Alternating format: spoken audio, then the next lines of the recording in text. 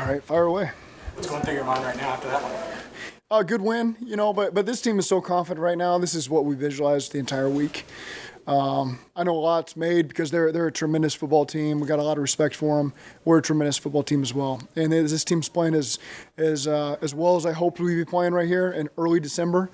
Like I told our guys, that we didn't win a division championship today. We didn't win a conference. We just won a game in early December, and we still got a long ways to go. And we got Cleveland coming in our house next week, and we want to keep the momentum rolling. So I think we've got the right mindset right now to handle this victory and be ready to move on next week to Cleveland. Zach, the rivalry is defined by two great quarterbacks, but Jermaine Pratt makes that play, and then Joseph Asai trips up Patrick Mahomes. Yeah. About those two. Well, the Jermaine play, that's just what Jermaine's all about. If there's a guy who's scratching and clawing to get turnovers, just like he won us the game against Minnesota last year in week 1, doing the same thing, finding a way, sticking with it. That's what we appreciate about Jermaine. Jermaine's playing some outstanding football right now. That's not shocking. And for Joseph Osai, the hustle play of the century right there. I mean, he was on the ground, got up, chasing back down, I think, and found a way to get that stop, leading to the missed field goal. And so that was two great plays by those two guys. What do you make of Joe Burrow's performance today? Awesome, but you got to start with the offensive line first. They gave him a lot of time to be able to get a chance to find those guys open and make the plays with his feet, with his arm. But I thought our offensive line played their tails off, man. That's a really good front. They did a good job holding them at bay. They did a great job getting us started in the run game, and Joe does what Joe does. He had about 25 or 31 or 32, whatever it was, and just when we need somebody to step up, Joe's the guy that does it. You feel like he's playing at like an MVP caliber level? Absolutely. He's playing at the level we need for him to lead us to be confident that we can go win every game we play. So whatever those conversations are like, there's no doubt. I've said it before, I wouldn't trade him for anybody in the world. What's your reaction to Jamar's performance after 4 weeks missing? Some of the things he did physically, leaping over guys. Yeah. What's your reaction? He obviously is feeling pretty good, I would imagine. You'd have to ask him that. But that's really what we saw in practice. Since he's gotten back, I've kind of been surprised at how he looks the same as when he left. I even felt that at some reps last week, just watching him do routes on air before the Tennessee game. I knew the wise thing to do was communicate with him and keep him out, but watching him move, I'm like, oh, man, if he comes to me and says, I'm definitely playing this game, I might have a couple plays ready for him, but he's just a freak. When this offensive line was put together in March, yeah, these are the type of performances you envision Joe being clean, being able to sure. Yep, giving him time to do what he does and get us going in the run game as well. They're just so smart. The group they're tough, they're smart, and they love football. And those are the three things I think you want to describe your offensive lineman as: is smart, tough, and eat, sleep, and breathe football. And that's what we got. How perfect did you think that play Joseph Osai's sack there on third down was for the whole outcome of the game? It was big.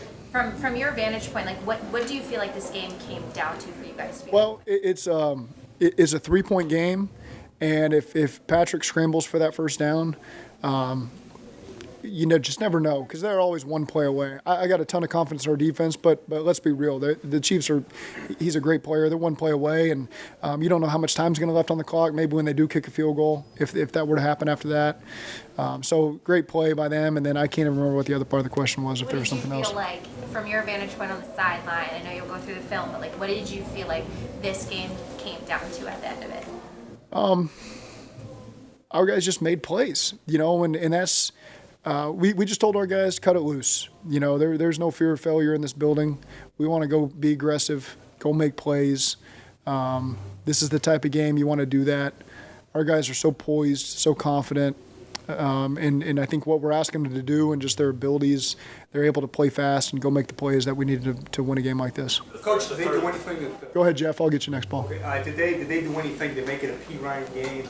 Did they kind of dare you to use them? Or No, they do a great job. We knew we were going to have to mix in some of those gun runs and under center runs, and he grinded out some really good runs for us. It was well blocked. Thought our tight ends did a good job too in the run game, and Joe has some decisions to make. It's Joe Burrow in the run game also, and he was decisive and gave us some good opportunities there to get those runs off the ground. Go ahead, Paul. For the 3rd and 11 play, you guys a lot of time to talk about which one you do. Yeah. I mean, there were a lot of different directions you could have gone. Yeah. What was the choice in that play, and then putting the ball in Burrow's hands to try to hurt a 3rd and 11 there? Yeah, there you go. So That's really what it comes down to is giving ourselves an opportunity there. I think we changed the play call probably 3 times. And ultimately, that's as simple as a play as it gets. It's let our outside guys go win a one-on-one slant route. And that's what they did. And, so for Tee, I don't know how Tee came down with that ball. That ball, I think, was caught way further inside than I'm used to thinking. But, again, Joe had to hold on to it for a while. So, again, I can't wait to watch that clip on tape and see how they won us that game. What are some of the other options there that you went away from, and I guess why? Well, it's just, we were hoping not to go backwards on second down, but it was a tricky spot there for Joe because there's 2:05 left in the fourth quarter, and so you're able to throw the ball as long as he needs to up all 5 seconds. So Joe kind of gets put in a tough spot there because he knows we want to eat up all 5 and not give them a bonus timeout. But you also, so you're just mindful there. So he was looking to extend the play, making sure he ate up all 5 seconds, and then they got him. So that's just a situation that can be difficult to manage. Ultimately, he got us, secured the ball, 3rd and 11. We just let our receivers be in a position to go win some one-on-ones, and Joe found the right guy and made it work. Go ahead. I know you're Zach, the first 2 scoring drives of the first quarter, you guys went straight down the middle, no sidelines, nothing like that. Did you see something in the Kansas City defense that opened up that middle? No, I mean we try to make them cover the whole width of the field, and so we had things going on the perimeter that you got to be mindful of, I think, because of the talent we got at receiver. And again, that comes down to when you make a statement like that, you're going down the middle of the field. That's our offensive line. That's Samaje running downhill and making the most of those opportunities there. On the 3rd and 11, you had an extra. On the 3rd and 11, it looked like you were trying to get Boyd lined up, or it looked like you guys were kind of scrambling. No, it's. Again, I'm not a mind reader, so it's hard to know when Joe's using this cadence if he's forgotten to send a motion or he's just trying to get a tell on the defense. So there's a little stress and anxiety that comes from me sometimes when I'm not sure exactly if he's. But they were on top of it. They got it, and it worked out. Go ahead, Charlie. There were moments last year where you spoke about maybe you regret taking the ball out of Burrow's hand. How much has not the math changed? Can you start over? I'm sorry. There were moments last year where you spoke about regret about taking the ball out of Burrow's hands in the big moments. Yeah. In a big moment in particular. Yeah. How much has changed? How much has Burrow shown that even if maybe the math says run, give Burrow a chance to make a play? Well, he's always shown us that since this first day of training camp, August 15th or whenever that was a couple years ago.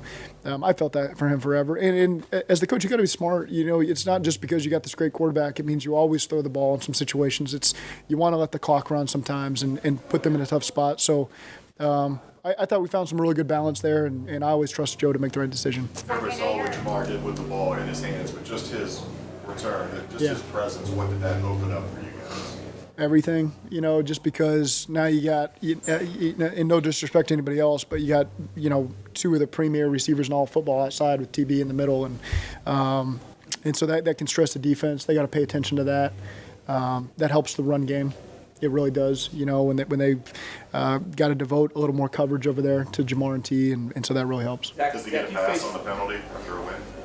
Nobody gets a pass on a taunting penalty. It was. I saw it. He apologized afterwards, and so we had 2 of those. That's uncharacteristic of our team, and we got to do a better job of controlling our emotions there.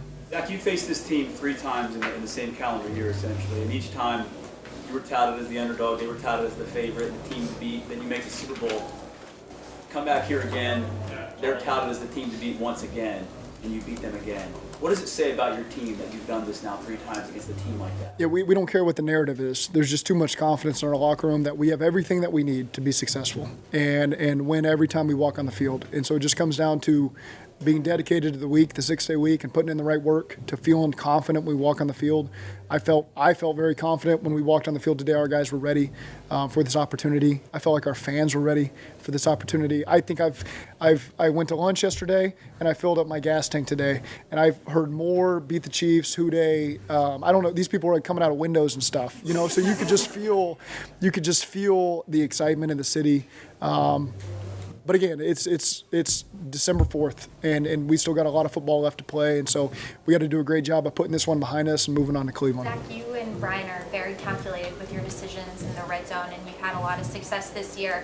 What did you see on the look on the decision to give it to Trent Taylor there? It was a loaded front, and we tried the quarterback sneak. It was third and a full yard there. Didn't get it. You're leaving the defensive end unblocked, and so it's up to him to make that play. You're trying to block the perimeter. I think we did a great job blocking the perimeter.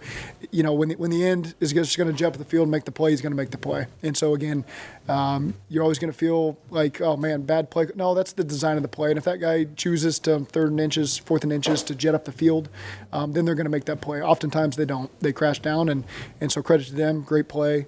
But it's of course you want to regret not taking any points and walking away, losing some momentum before the half. But we did our research and felt good about those calls down there. How about the way they responded? Not only to that, obviously coming out in the second half and scoring on your first possession, but then the Boyd drop as well. To respond, Tyler Boyd's drop, to respond to that and continue to move the ball and not let those. Yeah, we don't. It's not every play is going to go your way. In a big game like that, they're going to make some plays, and you got to be able to weather the storm and just not let them run away with the momentum. TB's that's uncharacteristic. We all know that. That's such a rare thing for him that we're just able to move on. It's when a guy never makes mistakes and something bad happens. We know that he's there to make that play for us every step of the way, and so we can always trust him. He made a huge third down play later in the fourth quarter there that really got us into scoring position. It was a critical play that TB stepped up and made there. Game balls, Zach? A lot of them. I'm sure the video will come out at some point, and it was a really good performance by all of our guys. Osai has overcome a lot of adversity over the last few years. How impressive is his ability to do that? Yeah, it's awesome. We're counting on guys like that to step up. Sam and Trey get a lot of attention. BJ, DJ. When Joseph can step up and give us a big energy boost like that was huge. Zach, tough game, tough win last week, Steelers the week before. What makes this team good at sort of managing the emotions of the season? Stretch like this? They just understand what it's going to take to be successful over the course of the season, and not to live in the past with a victory or defeat from the week before. We just have such great veteran leadership that's really teaching these young guys how to be a pro so quickly. That I've got confidence that we're always going to manage the weeks the right way and know that we just got to put our eyes on Sunday, put our best foot forward, quickly put it behind us and move on. I can't tell you how special that locker room is in that regard of just being able to move on so quickly and focus on the next game and not riding the highs and not riding the low. Everyone is in here when we were 0-2. What's wrong? What's wrong? Nothing's wrong. It's the same team we expected to have, and these guys are just finding out a way to win in any way that the game plays out. We know that our team can play that style. Any update on Hayden Hurst and how did you adjust with that situation? Yeah, I think it was a calf, and he was out for the game. I don't know what the long-term prognosis is, but I'll find out more tomorrow.